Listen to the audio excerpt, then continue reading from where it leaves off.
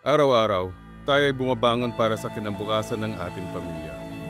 Pero, hindi maiwasan ang mga hamon sa ating Samantala, pamumuhay. ilang pamilya naman sa Valenzuela City inilikas dahil sa pagbaha. Mula sa lumalalang trapiko hanggang sa matinding pagbaha tuwing umuulan. Ito ang mga pagsubok na ating kinakaharap at kailangan na mapagtagumpayan. Ako po si Kenneth Gatchalian, nagtapos ng kursong architecture. Sa aking karera, pinamunuan ko ang iba't ibang kumpanya kung saan hinubog ang aking karanasan. Ang aking technical na kaalaman ay magbibigay ng practical at epektibong solusyon.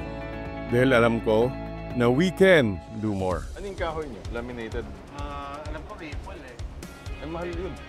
Gamit ang aking kaalaman sa arkitektura, may ibabahagi ko ang aking kakayahan na lutasin ang problema tulad ng lumalalang trapiko at paulit-ulit na pagbaha. Mas maraming alternatibong daan at mas malalawak na kalsada para sa mas madaling pagkilos ng bawat mamamayan. Tututukan natin ang mga proyektong tulad ng mga pumping station at makabagong drainage system para sa maayos na pagdaloy ng tubig tuwing tag-ulan. Para sa akin, alam ko na we can do more. Bago ako pumasok sa larangan ng public service, matagal akong namahala ng mga kumpanya. Sa pagiging negosyante, natutunan ko ang halaga ng bawat pisong pinaghirapan. Isang prinsipyong patuloy kong isinasabuhay.